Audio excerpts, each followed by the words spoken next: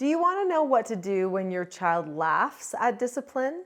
I'm Nicholeen Peck, and I teach all over the world about parenting, good communication, how to build strong family bonds, and child development, all through the lens of the principles self-government. And in this video, we're talking about what to do when they laugh at you.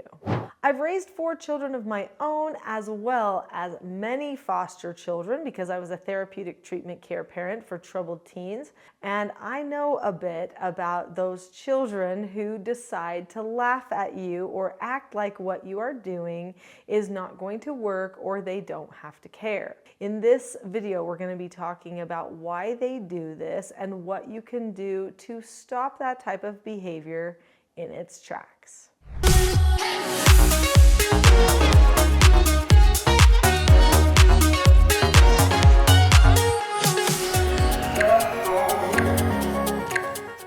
This video is not about power struggling with your child, but I want to be very clear that one of the reasons that they are laughing at you is because they are power struggling with you. It could be because they think you are power struggling with them, and that could be true. If you find yourself in a conflict where you're constantly going head to head, power struggling with each other, trying to battle out every little thing, then that could just be one of their new strategies. That's one of the main reasons that people choose to laugh at their parents and decide not to take it seriously. Sometimes children get a little overinflated ego and they feel like, oh, well, they can't do anything to me. And they start feeling like they have all the power. This is another reason that they might be laughing at you. It could also be that you're funny. So usually parents aren't trying to be funny when they're doing discipline with their children, but occasionally you might slip up on a word or say something out of place or something that actually is comical. If it's truly comical, I would laugh at it too. I would even laugh at myself. In fact, sometimes just being able to laugh in a circumstance that seems like a moment when you wouldn't normally laugh can kind of help calm everything down and make everybody realize this isn't such a big deal. Let's just solve our problem and get done with this. But I'm guessing you're asking this question because you're trying to do some serious parenting and the child is acting like they don't have to listen to you and they're laughing, which is actually a very condescending, disrespectful behavior. So let's talk about what to do when that occurs. But before we can get to what to do when that occurs, we have to talk about what to do before that occurs again next time. So this whole channel is called the Teaching Self-Government channel, which means that it's all about setting up an environment where children and parents prepare to self-govern themselves. That means they have a plan. That means you have to do things ahead of time. If you've already subscribed to this channel, then you know that I teach skills for self-government all the time. These skills are not just for the children, but are oftentimes very beneficial for adults too, because they are all based upon principles. When something is principled, then that means it's broadly applicable, which means everybody can benefit from it, or should learn from it, or should use it. So what are the principles of self-government that we need in this circumstance? I've written 11 parenting books over the years. There's probably going to be a few more to come because I have some in the works also. But anyway, this is my main book. It was actually the first one that came out. It's called Parenting a House United. And when I wrote this book, I thought that everybody understood roles, R-O-L-E-S, meaning who we are to each other in family dynamics. But then people kept asking questions that made me realize that I was assuming something about the population that probably wasn't true. I thought they knew roles in their families. But then parents would say, well, what if they won't listen to you? Well, what if they don't care what you have to say? Well, what if they won't do anything you say? What if they won't ever lift a hand? And I said, well, that's a roles issue. Don't they understand their connection and dynamic with the family? That's an important thing for everybody to understand. And people would give me a blank stare like, well, what do I do about that? So I actually had to write another book called Roles.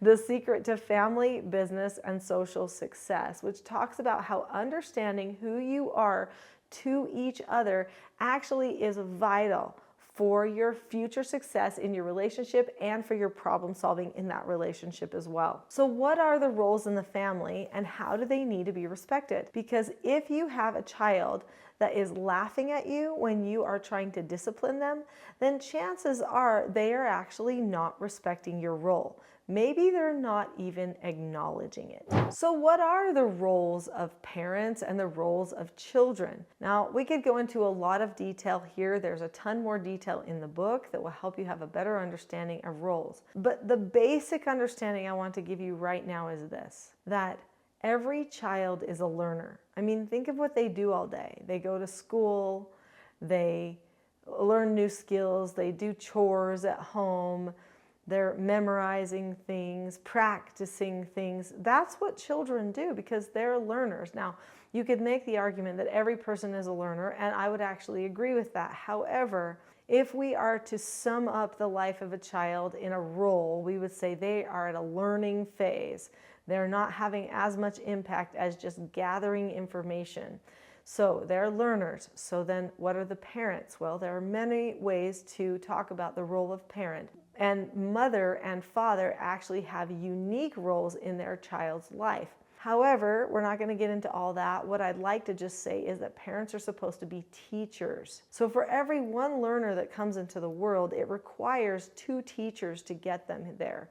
So that actually gives a really good formula for what it takes to raise children. It takes multiple teachers for that one learner. The parent is supposed to be a teacher. But if the child is not willing to learn, then we have dysfunction because then the teacher sometimes feels like they can't do the teaching. When a child is laughing at your teaching, then that is them giving you the sign of, I'm not learning from this. I refuse. So if the teacher won't teach or the learner won't learn, we have dysfunction in the family. And that's how we know that we have a roles issue.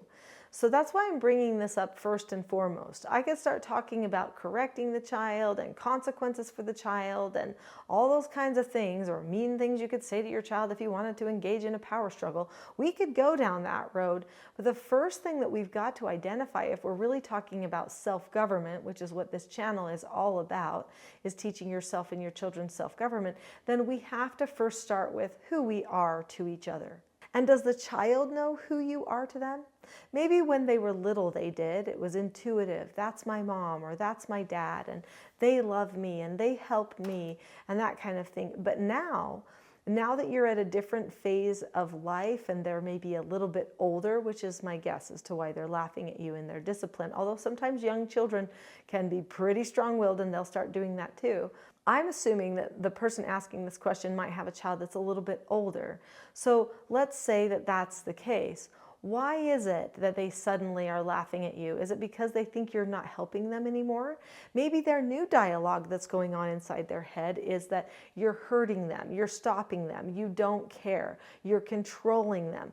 That might be the new dialogue that's happening on the inside. Every person has control over what they think inside their own heads. Well, somewhat, because we can actually script what other people think. In fact, that's the whole point of advertising. That's the whole point of reading stories, classic books. This is why people read inspiring people like their Bibles and stuff like that, is because they want that type of scripting for themselves and for their families. We can participate in the scripting, but ultimately a person chooses how they are going to think. If your child has chosen to have non-productive thoughts about you, to villainize you in their own mind, then that means that they have disconnected from you somewhat in order to get to that place.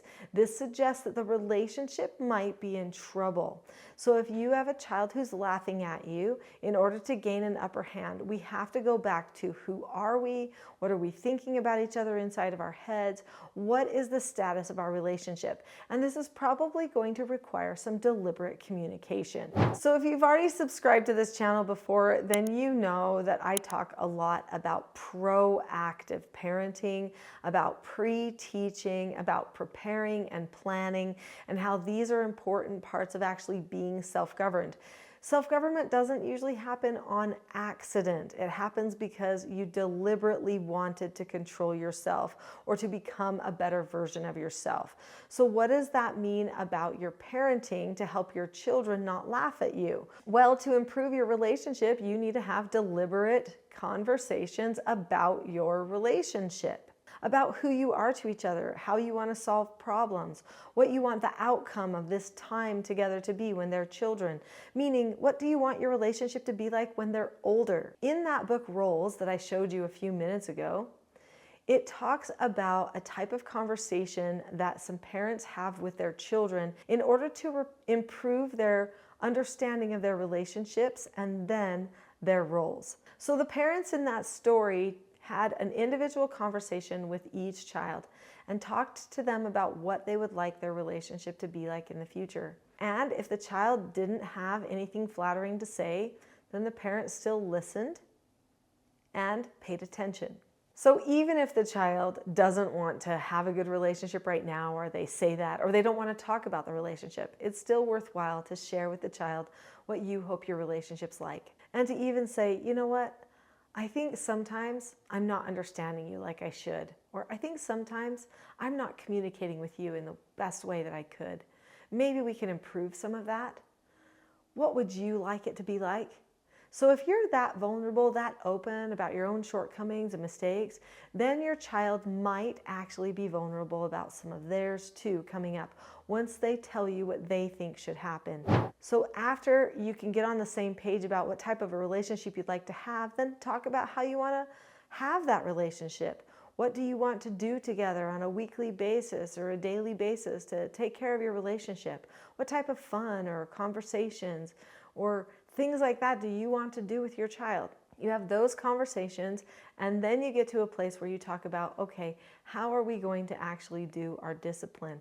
How am I going to help you correct yourself and solve your problems? Now, don't just leave that up to the child. Usually the child will just pick something that means that they don't ever get corrected. And ultimately, that's really not what they need or want. They need somebody to be there as a safety net for them, which means we do have to be willing to correct them on a regular basis. What that means is you're going to want to have a plan somewhat in mind. Now that's where I come in. This whole channel is about helping people solve their problems with their parenting and their discipline. If your discipline is predictable, the same every single time, it is skill-based instead of emotionally manipulative, it's ultimately more respectable. Your children will respect it when you teach them ahead of time everything that you will say when you correct them and all of the skills that they need to get their way and to have success. They will respect it then. Right now, they're probably laughing at you because they feel like you're out of control and they see it. They recognize it. And so then they feel like, ha ha ha, look how powerful I am. Or maybe they feel like, ha ha ha, look how out of control they are. Those laughs, if they're not just for manipulation, are maybe part of the inner dialogue that's coming out, which shows you that you might need to be more predictable, more calm, more prepared for those parenting interactions. And I can help you with that. There is no way I could have taken in all of the troubled children that I did. There's no way that I could have raised all the strong-willed children that I did, who were my children. They were all very strong-willed. If I didn't know what to say, if I didn't have a plan. Even though I'm a very spontaneous person, I love to have a plan when it comes to communications and parenting and solving problems, because it makes everyone feel safe, respected, and quite frankly, there's just less to push back against. So there's a video that I recommend that you watch after this one that will give you a great overview to the teaching self-government system of parenting. It's not going to teach you everything, but it's going to be a really good taste and will probably give you some skills that you can start using immediately.